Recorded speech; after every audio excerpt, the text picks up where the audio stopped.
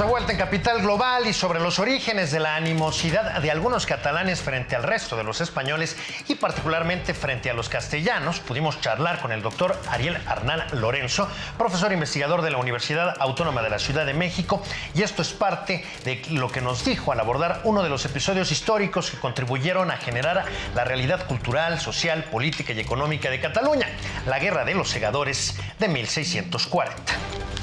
La Guerra de los Segadores creo que es un buen punto para ir entendiendo cómo se ha ido conformando pues la identidad nacional catalana y además, bueno, para ir entendiendo también cómo se ha dado el conflicto entre Cataluña y el resto del Estado español. Platíquenos.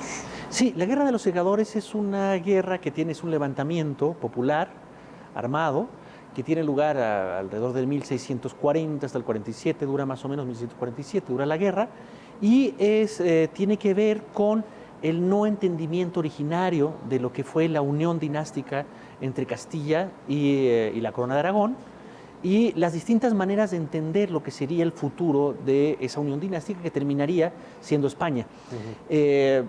Para Castilla, la potencia, la gran potencia de la península ibérica, durante cerca ya de más o menos de alrededor de 1000 años atrás, el entender la unión dinástica, el entender lo que significaba unificar la península ibérica, era una manera que para nosotros es muy, en América Latina, muy familiar.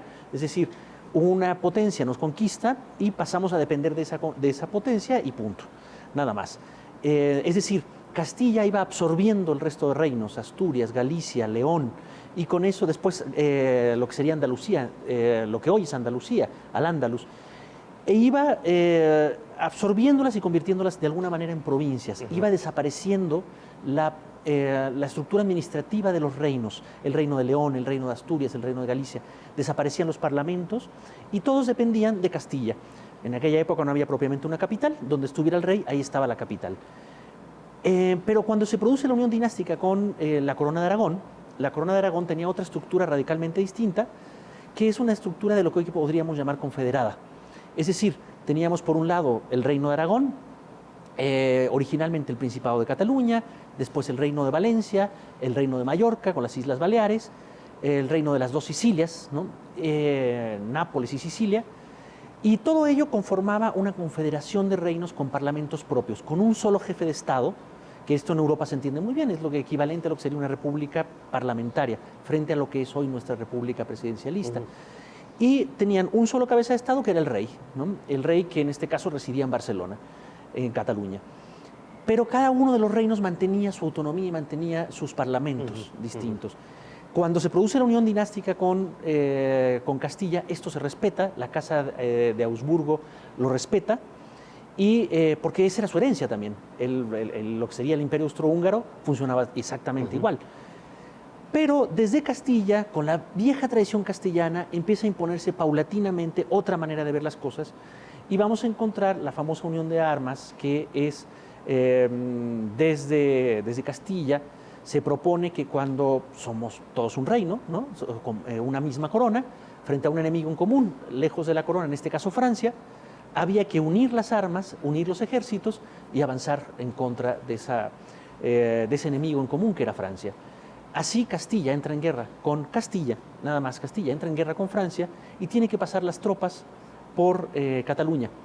Las tropas castellanas, como cualquier ejército de la época, no es una particularidad de Castilla, es un ejército hecho con leva, con mercenarios, y por lo tanto es un ejército que no tiene una disciplina ni una ética, ¿no? Y por donde pasa saquea. Claro. Todos los ejércitos, los ayuntamientos pactaban de que el ejército se quedara lejos, 5, 6, 8 kilómetros lejos de la ciudad, y se le llevaba los víveres.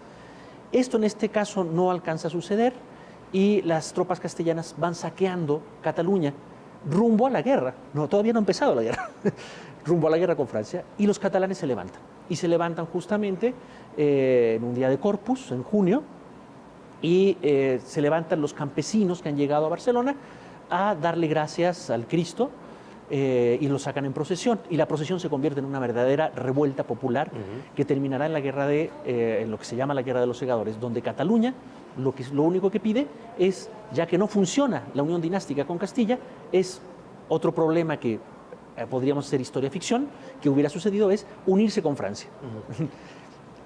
Ahí arranca la guerra y se hace patente una manera de ver, una distinta manera de ver las cosas y de ver lo que debería ser un futuro Estado. En este caso, lo que con el tiempo se llamaría España.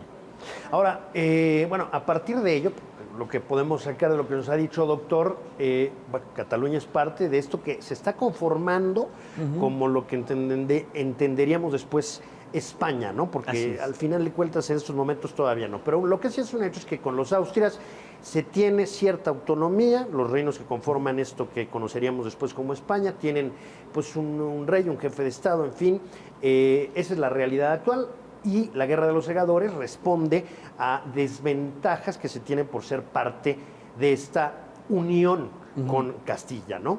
Claro, así es. Y lo interesante es que justamente no solamente es Cataluña quien se levanta también Portugal. Y Castilla tiene que decidir, no dispone de suficientes tropas para reprimir tanto a portugueses como catalanes. Y tiene que decidir por los catalanes, por una razón muy obvia, porque Cataluña es la frontera con Francia. No puede dejar descubierta esa frontera. No solamente significa dejar descubierta la frontera con Francia, sino que Cataluña pasa a ser parte de Francia, lo cual sería tener al enemigo adentro de casa. Desde luego. Y tiene que decidir por darle la independencia a Portugal. Entonces, desde entonces Portugal recupera su propia independencia. Recupera su propia independencia y bueno, Cataluña es la primera ocasión, digamos, de este periodo histórico que estamos analizando, en donde pues desde el núcleo de Castilla, no podemos hablar de Madrid todavía, pero desde el núcleo de Castilla les llega, diríamos, manu militari, la obligación de continuar siendo parte de esta alianza. Después vendría este asunto de la Guerra de Sucesión Española. Muy importante. ¿Cómo se dio, doctor? Así es. Muere Carlos II sin descendencia. Carlos II de Austria, que será, o de Augsburgo, será el último rey de Austria. ¿De España? De España, perfecto, sí, exactamente, porque tenemos a los austrias, esto es muy importante, tenemos a los austrias reinando en Austria, y aún todavía. Y vamos a tener dos candidatos, lo resumo así rápidamente. Uno es el nieto de Luis XIV, Felipe, el que será Felipe V de Borbón, el primer rey Borbón. Y el otro es Carlos, todavía sin número, ¿no? El que será coronado por los catalanes como Carlos III, que es Austria, Estalla la guerra y se convierte en una verdadera guerra europea. Es una guerra donde se están decidiendo la geopolítica de los dos siguientes siglos. Por eso es que es tan importante. Entran los británicos en la guerra. Había una preocupación, me parece, en el sentido de que Francia podría de pronto ser demasiado poderosa en virtud de que Luis XIV, reinando el rey sol, al final de cuentas, tener al nieto, Felipe de Anjou, como rey de España. Bueno, pues esto ya hablaba de una suerte de coalición dinástica familiar que resultaba inaceptable para poderes europeos como la Gran Bretaña, como Austria. Entonces había una preocupación de que pues esto no ocurriera, y de ahí también el hecho de que se hiciera continental esta guerra, ¿no? Así es, porque Gran Bretaña tenía intereses, estaba expandiéndose en el Mediterráneo como una potencia todavía naviero militar, ¿no? Y tenía Malta, tenía Chipre, y le faltaba el Mediterráneo occidental todavía. Y ocurren dos cosas que serán fatales para los catalanes y que serán un golpe de suerte para Felipe de Borbón. Una es que muere el rey de Austria, el hermano de Carlos, sin descendencia, y Carlos se retira de la contienda. El Carlos III, que ya coronado como Carlos III de España, o que pretendía ser Carlos III de España, o que los catalanes pretendían que fuera Carlos III de España. Quiere decir que en esta guerra de sucesión española, los catalanes se alinean con el bando de Carlos III, el bando austriaco. Mientras que, bueno, Castilla pues, apoya al bando del nieto de Felipe, el nieto de Luis XIV, Felipe V de Borbón. Así es, y lo que logra negociar Felipe V cuando Carlos se retira, los catalanes continuarán la lucha aún sin el apoyo de Austria, pensando que tienen el apoyo británico. Y Felipe lo que hace, Felipe de Borbón, Felipe V, es negociar, hace una excelente negociación con los británicos. Les presta Menorca, ¿no? Por alrededor de 100 años, y les regala Gibraltar, a cambio de retirarse. Y los británicos dicen, perfecto, porque entonces cubres todo el Mediterráneo a golpe de un día de navegación, ¿no?